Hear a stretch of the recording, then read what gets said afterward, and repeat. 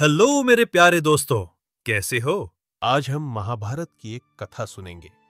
महाभारत युद्ध समाप्त हो चुका था। धर्मराज युधिष्ठिर हस्तिनापुर के राजा बने और उनके शासनकाल में प्रजा सुखी तथा समृद्ध थी। न कहीं भय था, न कोई शोक। चारों ओर शांति और आनंद का वातावरण था।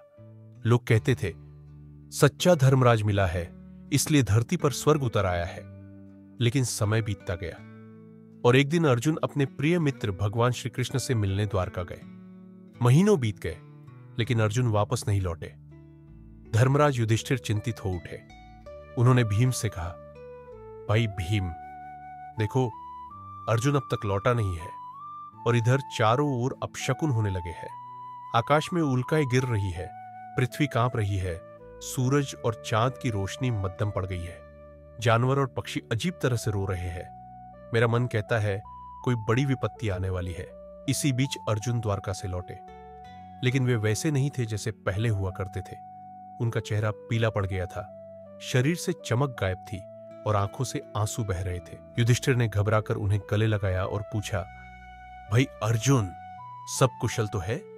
नाना शूरसेन, मामा वसुदेव, माता देवकी और भगवान श्री कृष्ण सब कुशल तो है? युधिष्ठिर के प्रश्न सुनते ही अर्जुन और भी टूट गए। आंसुओं से भरे नेत्र और रुंधे कंठ से उन्होंने कहा, भैया, हमारे स्वामी, हमारे मित्र भगवान श्री कृष्ण अब इस संसार में नहीं है। उन्होंने हमें छोड़ दिया। उनके बिना मेरा सारा बल, मेरा पराक्रम सब चला गया है। मैंने द्वारका से उनकी रानियों को लाने की कोशिश की, लेकिन कुछ साधारण भीलों ने मुझे पराजित कर दिया। मैं उनकी रक्षा नहीं कर सका और पूरा यादव वंश आपस में लड़ते लड़ते नष्ट हो गया। यह सब श्री कृष्ण की ही लीला थी। अर्जुन की बातें सुनकर युधिष्ठिर गहरे चिंतन में डूब गए। उन्होंने समझ लिया, अब कलयुग का आगमन हो चुका है। उन्होंने तुरंत हस्तिनापुर का राजपाट अपने पौत्र परीक्षित को सौंप दिया और मथुरा में वज्र का राज्याभिषेक कर दिया। इसके बाद उन्होंने सब कुछ त्यागने का निश्चय किया। युधिष्ठिर ने राजसी वस्त्र और गहने उतार दिए, सिर के बाल खोल दिए और मौन व्रत धारण कर लिया।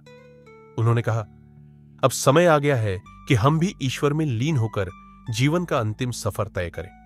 फिर युधिष्ठिर अपने भाइयों भीम, अर्जुन, नकुल, सहदेव और द्रौपदी के साथ उत्तर दिशा की ओर चल पड़े।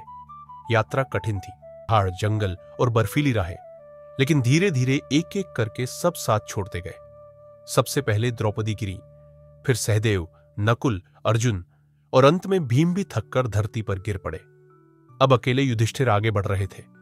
कहते हैं कि उस समय देवराज इंद्र का दिव्य रथ स्वर्ग से उतरा और उसी पर सवार होकर धर्मराज युधिष्ठिर स्वर्गलोक को प्रस्थान कर गए।